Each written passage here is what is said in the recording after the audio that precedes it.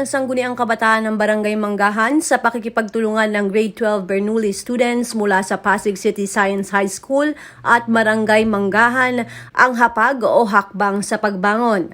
Nagkaroon ng iba't ibang aktibidad gaya ng feeding program, storytelling, art workshop at nakatanggap ng mga regalo ang mga kalahok nitong linggo ng umaga sa multipurpose hall ng nasabing barangay. Layo ng programa na matulungan ang mga bata mula sa mga mahihirap na pamilya.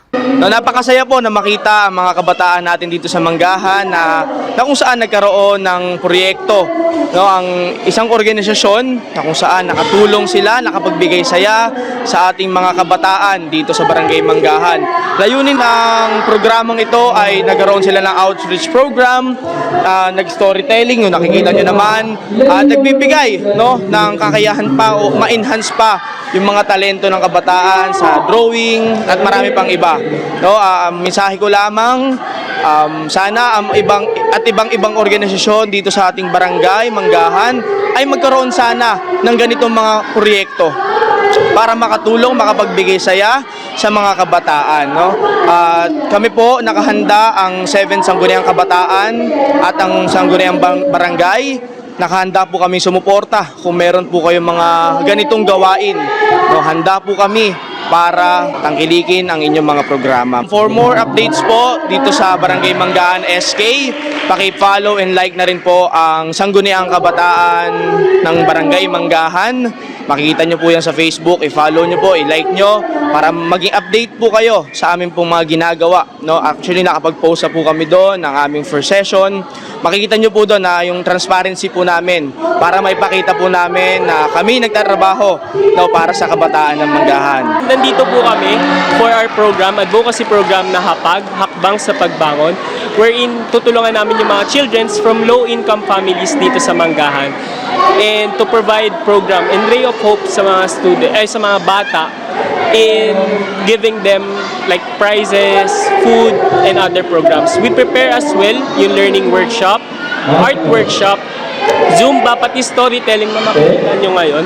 And with that, this will give will enable na maging masaya yung mga children and makita na masaya sila, that they smile for once. Kasi nga, galing sila sa mga low-income families. Yung mga kabataan na pumupunta, actually may mga pumupunta pa, around 40 to 50 bata, bukod pa sa mga parents nila na nagbabantay sa kanila. Ang mga range din nila is around 5 to 12 years old. Yun yung specifically na hinahanap namin for this feeding program or outreach program. Ang katuwang namin is obviously yung SK Manggahan, which is a huge help sa come to plan or come to life nitong program na to, as well as yung school namin in helping us to provide this opportunity to help. Masaya sila, ang dami nagsasabi na it would be a huge help, especially dito sa Manggahan, seeing na maraming low-income families dito. Bukod pa, syempre sa feeding program, we have prizes, and ang gusto lang talaga namin mainly is to help and see the children smile during this times. Thank you po sa mga tumulong sa SK Manggahan, sa mga classmates ko from 12 Bernoulli, and from our school na Pasig City Science High School that make this event come to life. And yung mga bata, yung mga parents na dumalo, nag-participate dito, huge thankful po kami para sa kanila. Malaking tulong po to para sa mga ganitong bata, katulad ng mga anak ko.